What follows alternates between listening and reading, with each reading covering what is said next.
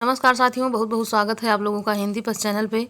तो साथियों, हम आशा करते हैं आप लोगों की तैयारी बहुत अच्छे से चल रही होगी। और यहाँ पे तैयारी को थोड़ा और आगे बढ़ाते हुए छायावाद के जो प्रश्न अभी तक आप पढ़ रहे थे, उन्हीं से कुछ बचे हुए प्रश्नों को हम यहाँ फिर शुरू करते हैं। तो पहला प्रश्न है कि पेट पीठ दोनों मिलकर हैं एक चल रहा लकुटिया टेक। इस पंक्ति में व्यक्त की गई है, क्या व्यक्त की गई है ये बताना है आपको। तो इस पंक्ति में बताया गया है कि जो भिक्षुक है उसके द्वारा दयनीय जो दशा है उसकी वो यहाँ पे बताया गया है। सी आंसर आपका यहाँ पे होता है सही। पंक्ति में के माध्यम से यहाँ पे सूर्यकांत त्रिपाठी निराला जी ने भिक्षुक कविता से जो है यहाँ पे बताया है कि भिक्षुक की कैसी दयनीय स्थिति होती है जब वो आपके द्वारे पे आता है, तो उसको किस प्रकार से वापस नहीं करना चाहिए, बिल्कुल यहाँ पे भिक्षा उसे ज़रूर देना चाहिए, क्योंकि उसकी स्थिति को इतना अच्छे से यहाँ पे व्यक्त किया गया है सूर्यकांत त्रिपाठी निराला जी द्वारा। तो ये सारी चीज़ें हमें समाज में अगर अपने यहाँ भी इसको अगर फॉलो करते हैं, अगर कोई आता है आपके मतलब द्वारे पे, तो जो भिक्षुक होता है, भिखारी होता है, उसको भी वापस नहीं करना चाहिए, भिक्षा उसे ज़रूर देना चाहिए। ये भी एक मतलब अपना फर्ज ही समझिए।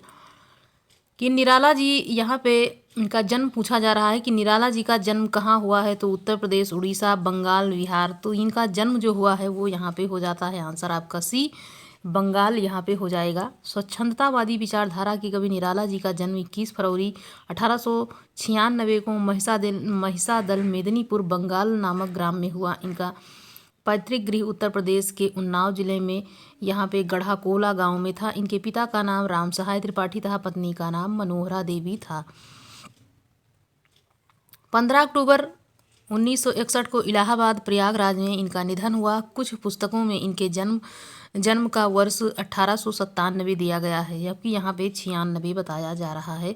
तो यहाँ पे जयशंकर प्रसाद का जीवन और मतलब उनका जन्म, और यहाँ पंत जी का और महादेवी वर्मा, यहाँ पे निराला जी का, इन चारों लोगों का यहाँ पे छायावाद में अगर देखा जाता है तो इनका जन्म अच्छे से याद होना चाहिए।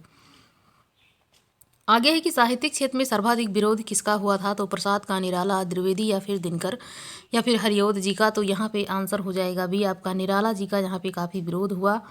यहाँ पे आपका बी आंसर होता है बिल्कुल ही सही। निराला जी केवल व्यक्ति के रूप में ही अपनी परिस्थितियों का तीव्र विरोध नहीं सहना पड़ा, वरन कवि के रूप में इनका प्रबल विरोध हुआ। और इनका प्रधान कारण था उनकी मौलिकता, जो कवि के दीप्त अहंकार की साहित्य अभिव्यक्ति है। सन 1916 में जूही की कली का प्रकाशन उस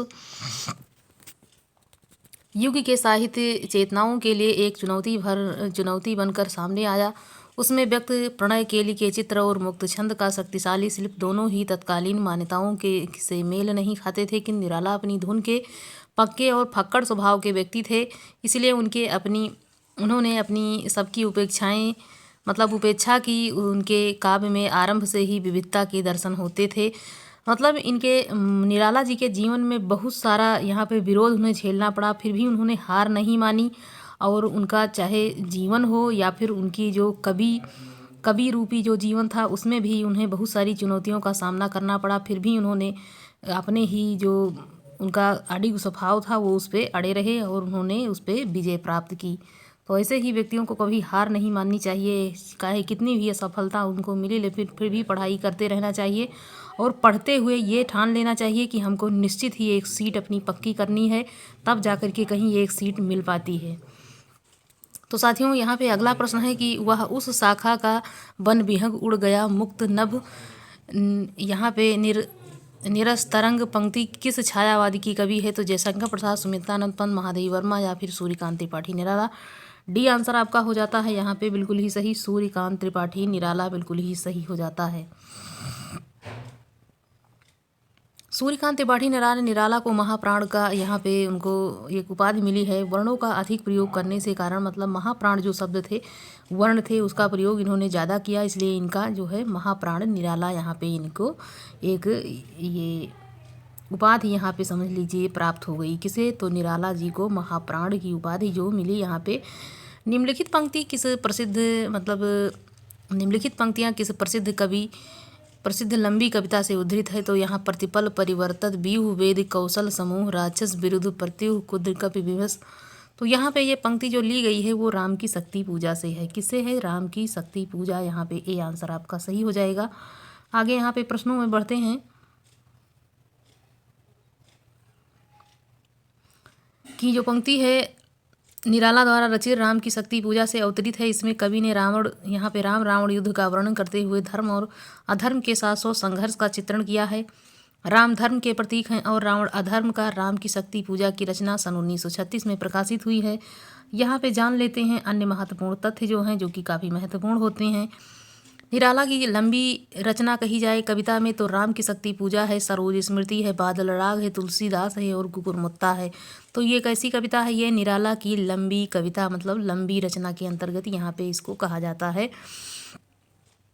उपन्यास में देखा जाए तो अप्सरा, अलका, प्रभावती, निरुपमा, उच्छृंखलता और काले कारनामे ये इनके हो जाते हैं। उसके बाद निराला के निबंध संग्रह में देखा जाए तो प्रबंध परिचय है, प्रबंध प्रतिभा है, बंग भाषा है, बंग भाषा का उच्चारण है, प्रबंध पद है, प्रबंध प्रतिमा है, चाम्बुक चयन, संघर्ष आदि इनके निबंध संग्रह हो जाएंगे। निराला के अनुसार अन्य के अनुवाद यहाँ पे आनंदमठ, विश्व विकर्षण और कृष्णकांत का बिल, कपाल कुंडला, दुर्गेश नंदनी, राजरानी, देवी चौधरानी, चंद्रशेखर, रजनी, श्री रामकृष्ण वचनामृत, भारत में विवेकानंद, यहाँ पे उसके बाद राजयोग, ये सारी जो इनका है यहाँ पे अनुवाद इन्होंने किया है। तो ये काफ़ी जानने वाली चीज़ें हैं आपकी। जैसे देवी चौधरानी पूछ लिया जाए तो यहाँ पे आपको कन्फ्यूजन हो जाएगा। तो इस प्रकार से कपाल कुंडला और दुर्गेश नंदिनी ये सारी चीज़ें आपको अच्छे से याद करना है। आनंद मठ भी उसी के अंतर्गत यहाँ पे हो जाएगा। तो यहाँ पे इनकी रचना अगर की है तो बंकिम चंद्र चटर्जी ने, लेकिन इसका अनुवाद पूछा जाता है तब आपको आंसर करना है क्या?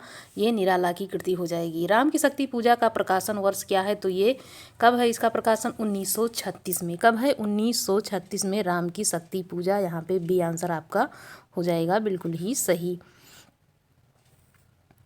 आगे यहाँ पे प्रश्न है कि निराला की निम्नलिखित कविताओं में कौन सी लंबी कविता नहीं है? तो भिक्षुक है, कुकुरमुत्ता है, सरोज स्मृति है, राम की शक्ति पूजा है।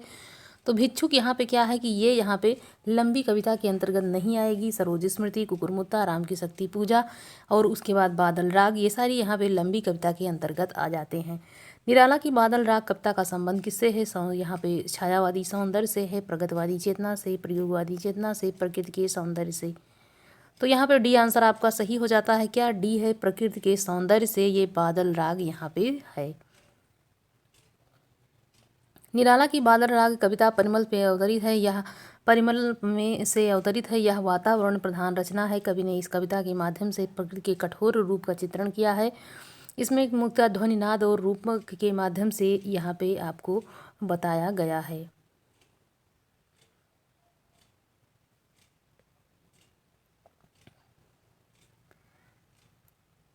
युद्ध और विप्लव रचनाएं वातावरण तैयार किया गया है तथा रचनात्मक है कि उनकी अंतर्दृष्टि है कि यहाँ पे विधवा दीन भिक्षुक में सहने और मतलब रहने और के माध्यम से जिस कारण सृजन किया गया है वह बादल राग में गर्जन, तर्जन, विप्लव और प्रहार में यहाँ पे बदल गई है। इसी आधार पर निराला की बादल राग कविता का संबंध प्रकृति के सौंदर्य से है।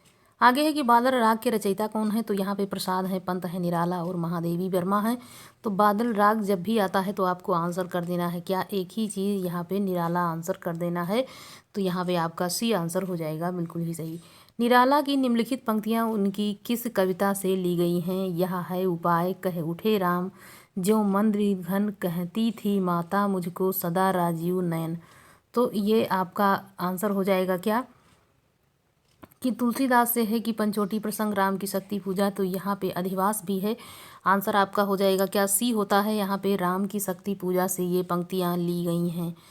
किससे ली गई हैं? तो राम की शक्ति पूजा से। उपर्युक्त काव्य पंक्तियाँ छायावाद कवि सूर्यकांत त्रिपाठी निराला के द्वारा रचित राम की शक्ति पूजा कविता से ली गई है। राम की शक्ति पूजा प्रबंधात्मक शैली में रचित लंबी कविता है। इस कृति में बंगला कवि कृतवास कृत यहाँ पे कृतवास रामायण का प्रभाव है। तो ये अगर पूछा जाता है कि कैसी कविता है तब आपको यहाँ पे प्रबंधात्मक शैली में ये लिखी गई है। कैसी है? तो लंबी कविता के अंतर्गत है और ये बंगला का प्रभाव इसमें देखने को मिलता है। आगे यहाँ पे है धिक जीवन जो पाता ही आया, विरोध पंक्ति में किसके जीवन सत्य की अभिव्यक्ति मिलती है? तो यहाँ पे ये जो सत्य की अभिव्यक्ति यहाँ पे मिली है वो यहाँ पे आंसर हो जाएगा क्या? निराला की बात यहाँ पे हम लोग आज निराला के बारे में पढ़ रहे हैं। आंसर ए आपका हो जाता है यहाँ पे बिल्कुल ही सही। साथियों, यदि आप ऐसे ही अपनी तैयारी को छोटे छोटे वीडियो के माध्यम से करते रहेंगे तो वो दिन दूर नहीं रहेगा जब आपकी एक सीट बिल्कुल एग्ज़ाम में आपको देखने की मिलेगी। क्योंकि लगातार जब हम पढ़ते रहते हैं तब हमारी तैयारी कहीं ना कहीं अच्छे से होती रहती है, लेकिन जब हम एक साथ पूरा पौथन्ना लेकर बैठते हैं तब वो हमको अच्छे से याद नहीं होता है। और साथियों, यहाँ पे अपनी तैयारी को ऐसे ही जो है पढ़ते तैयार कर, गृहिणियाँ खासकर ऐसे ही अपनी तैयारी को कर पाती हैं, क्योंकि उनको बहुत सारा काम रहता है तो वो कहीं भी अपनी जो है एक वीडियो लगा करके रख देती हैं और अपनी तैयारी को अच्छे से ऐसे ही करती रहती हैं। ऐसे भी पढ़ाई की जाती है, ऐसा नहीं है कि हम पूरा उसी में ध्यान लगा कर बैठे रहें, तब वही हमारे दिमाग में प्रश्न जाया करते हैं और हम जो है ऐसे ही उसको याद कर लेते हैं। तो ये पंक्ति आपको हमने यहाँ पे बताया कि राम की शक्ति पूजा से ही ली गई है। मुक्त छंद के प्रणेता कौन है? तो निराला है, नागार्जुन, जयशंकर प्रसाद, महादेवी वर्मा। तो मुक्त छंद के प्रणेता यहाँ पे आप आंसर करेंगे क्या? सी यहाँ पे, ए यहाँ पे निराला हो जाएंगे। जूही की कली इनकी जो कविता थी उसी के माध्यम से ये मुक्त छंद के लिए यहाँ पे जाने जाते हैं और वो कविता इनकी काफ़ी प्रसिद्ध थी, क्योंकि यहाँ पे उसके माध्यम से जब ये पहुँचे थे महावीर प्रसाद द्विवेदी ने इनकी कविता को वापस करके यहाँ पे इनको भेज दिया था कि ये कविता इसमें छपने लायक नहीं है।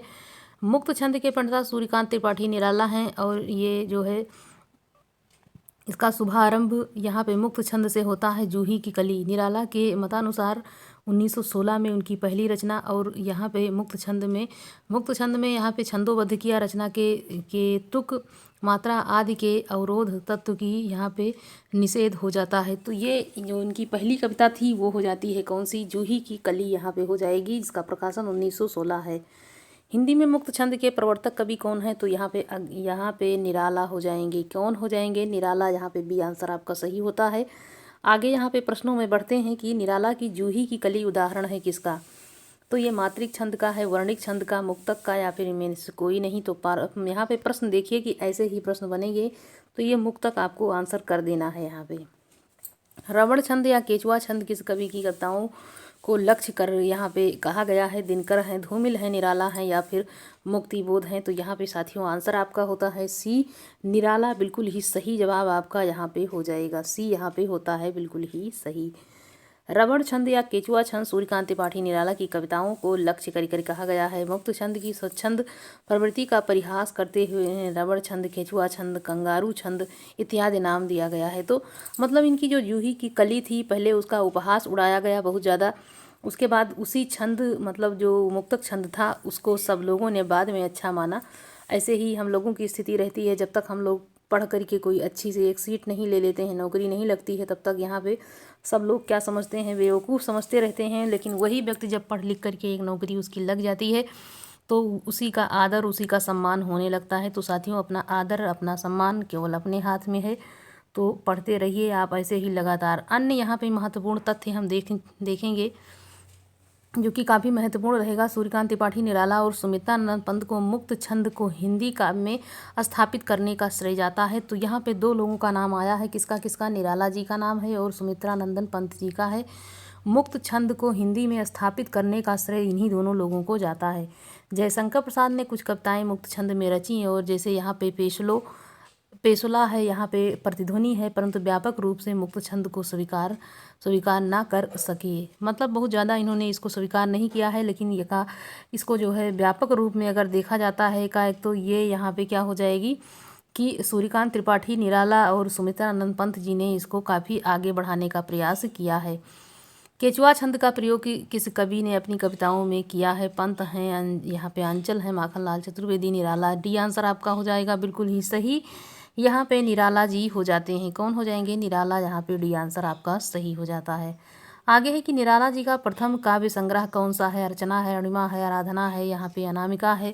आपका आंसर क्या हो जाएगा? निराला जी का प्रथम काव्य संग्रह कौन सा है? तो डी आंसर आपका सही होता है। क्या डी हो जाता है बिल्कुल ही सही, अनामिका बिल्कुल ही सही जवाब आपका हो जाएगा। तो साथियों, यहाँ पे आगे बढ़ते हैं प्रश्नों में, और यहाँ पे सूर्यकांत त्रिपाठी निराला जी द्वारा जितने भी यहाँ पे प्रश्न हैं आपको यहाँ पे करवाना चाहेंगे कि छायावादी कवि सूर्यकांत त्रिपाठी निराला का प्रथम काव्य संग्रह अनामिका शीर्षक से 1923 में प्रकाशित हुआ। तो ये प्रश्न काफ़ी महत्वपूर्ण है कि छायावादी कवि सूर्यकांत त्रिपाठी निराला का प्रथम काव्य संग्रह यदि देखा जाता है तो वो क्या है? यहाँ पे काव्य संग्रह जो है ये प्रथम काव्य संग्रह अनामिका है और अनामिका शीर्षक से 1923 ईस्वी में प्रकाशित हुआ। द्वितीय अनामिका जो यहाँ पे द्वितीय है ये अनामिका ये 1938 में इसको प्रकाशित किया गया। तो निराला जी की काव्य रचनाएं यहाँ पे हम देख लेते हैं। निराला जी की काव्य रचना यहाँ पे दी हुई है। परिमल है, उसके बाद तुलसीदास है, तुलसीदास नहीं है यहाँ पे, परिमल है, उसके बाद गीतिका है, फिर तुलसीदास, फिर कुकुरमुत्ता, बेला, नए पत्ते, अर्चना, आराधना, गीत गुंज, सांध्य गीत, संध्या गीत है यहाँ पे, और उसके बाद सरोज स्मृति है, राम की शक्ति पूजा। ये सारी रचनाएं यहाँ पे काव्य रचनाएं इनकी हो जाए। तो इतनी सारी रचनाएं लगभग सबको याद होंगी जो भी हिंदी यहाँ पे तैयारी कर रहे होंगे, टीजीटी, पीजीटी और एलटी या फिर जूनियर की तैयारी। तो यहाँ पे सारी रचनाएं आपको लगभग याद हो गई होंगी।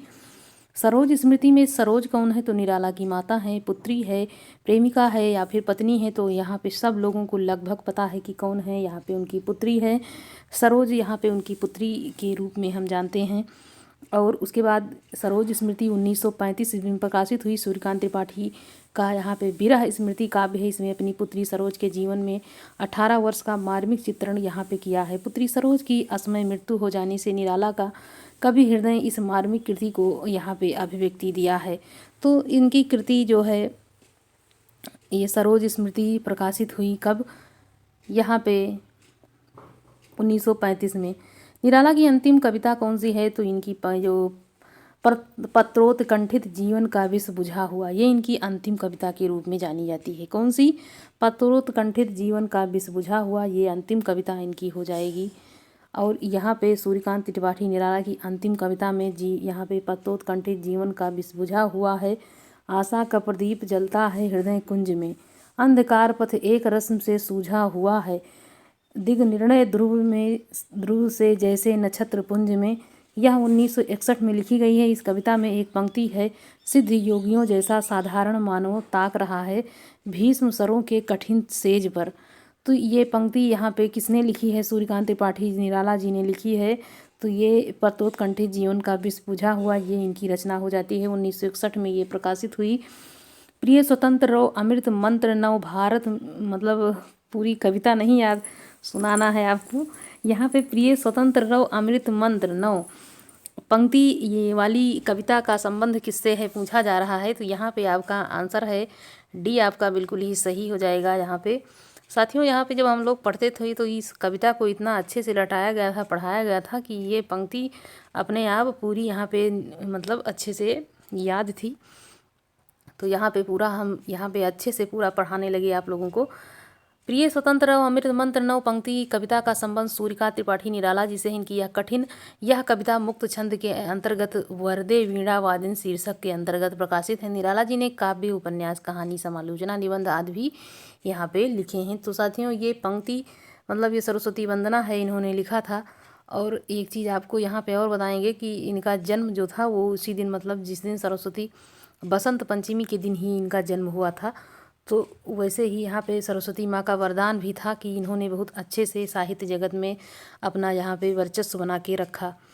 निम्नलिखित में से निराला जी की व्यंग्यपरक कविता कौन सी है? तो तुलसीदास है, कुकुरमुत्ता है, सरोज स्मृति है, तोड़ती पत्थर है। यहाँ पे बी आंसर आपका होता है सही, कुकुरमुत्ता बिल्कुल ही सही आपका हो जाएगा। आगे है कि कुकुरमुत्ता सूर्यकांत त्रिपाठी निराला द्वारा 1942 में रचित व्यंग्यपरक कविता है। इसका मूल स्वर प्रगतवादी है। यह निराला के काव्य संकलन नए पत्ते से संकलित है। किससे है? तो निराला के काव्य संकलन नए पत्ते से ये है यहाँ पे संकलित है। निम्न में से कौन सी निराला जी द्वारा रचित व्यंग्यपरक रचना है? तो कुकुरमुत्ता है, जूही की कली है, तुलसीदास है, सरोज स्मृति है। ए आंसर आपका सही होता है। यहाँ पे ए बिल्कुल ही सही हो जाएगा। जब व्यंग्यपरक रचना की बात आएगी तो कुकुरमुत्ता आपको एकदम बिल्कुल यहाँ पे आंसर कर देना है आपको। ए बिल्कुल ही सही यहाँ पे होता है। कुकुरमुत्ता कविता किस कवि ने लिखी है? तो पंत हैं माखनलाल चतुर्वेदी। यहाँ पे आंख मूंद करके आपको आंसर कर देना है कि ये निराला की पंक्ति यहाँ पे हो जाएगी, क्योंकि ये जो कुकुरमुत्ता है इस प्रकार की पूरे हिंदी साहित्य जगत में किसी दूसरे नाम की इस प्रकार की कोई यहाँ पे रचना नहीं है जो कि यहाँ पे कुकुरमुत्ता इन्होंने निराला जी ने लिखा है। जैसे एक नाम की कई रचनाएं हो जाती हैं, लेकिन यहाँ पे कोई कन्फ्यूजन नहीं है, केवल एक ही रचना लगभग हिंदी जगत में एक ही हमको दिखती है आपको अगर लगे कि कोई दूसरी है तो हमको भी बताना। छायावाद को स्थूल के प्रति सूक्ष्म का विद्रोह किसने कहा है? जयशंकर प्रसाद ने, महादेवी वर्मा ने, नंदुराय वाजपेयी या फिर डॉक्टर नागेंद्र ने। तो ये जो कथन है सब लोग इससे परिचित हैं, लगभग सब लोग इससे परिचित होंगे। यहाँ पे डी हो जाता है, डॉक्टर नगेंद्र बिल्कुल ही सही जवाब आपका यहाँ पे हो जाएगा। यहाँ पे अन्य तथ्य में देख लेते हैं कि किसने क्या कहा है। तो महादेवी वर्मा के अनुसार छायावाद प्रकृति के बीच जीवन का उद्गीत है। तो उद्गीत अगर किसी ने कहा है तो वो महादेवी वर्मा। आपको यही याद करना है कि छायावाद प्रकृति के बीच जीवन का उद्गीत है, महादेवी वर्मा ने। राम कुमार वर्मा के अनुसार आत्मा और परमात्मा का गुप्त वाग विलास रहस्यवाद और वही छायावाद है। तो यहाँ पे आत्मा और परमात्मा की बात जब आए तो आपको राम कुमार वर्मा को यहाँ पे आंसर करना है। शांति प्रिय द्विवेदी के अनुसार जिस प्रकार मैटर ऑफ फैक्ट इत वृत्त्यात्मकता के आगे की चीज़ छायावाद है, उसी प्रकार छायावाद के आगे की चीज़ रहस्यवाद है। तो ये शांति प्रिय द्विवेदी जी ने कहा है। छायावाद स्थूल के प्रति सूक्ष्म का विद्रोह, फिर वही प्रश्न है एक बार फिर से। तो यहाँ पे आपको याद कराने के लिए इन प्रश्नों को ऐसे ही कई बार दोहराया जाता है। सी आंसर आपका यहाँ पे हो जाएगा बिल्कुल ही सही। तो साथियों यहाँ पे आप लोगों ने आज देखा कि निराला जी के बारे में बहुत अच्छे अच्छे प्रश्न थे। तो आप अपनी तैयारी को करते रहिए, कभी भी रुकना नहीं है। रुकना तो बिल्कुल जीवन में है ही नहीं, क्योंकि आप चाहे जिस भी क्षेत्र में हो, चाहे पढ़ाई कर रहे हो या कोई भी चीज़, जहाँ भी आपने मतलब रुकने के बारे में सोचा वहीं शरीर में और हर चीज़ में मतलब जंग लगने लगता है। तो बिल्कुल आप अपनी तैयारी को अच्छे से करते रहिए। हो सकता है कभी भी एक सीट आपके हाथ में आने वाली है, तो उसी को मान करके आप अपनी अच्छी से अच्छी तैयारी करते रहिए। साथियों मिलते हैं अगले वीडियो में, तब तक के लिए धन्यवाद साथियों।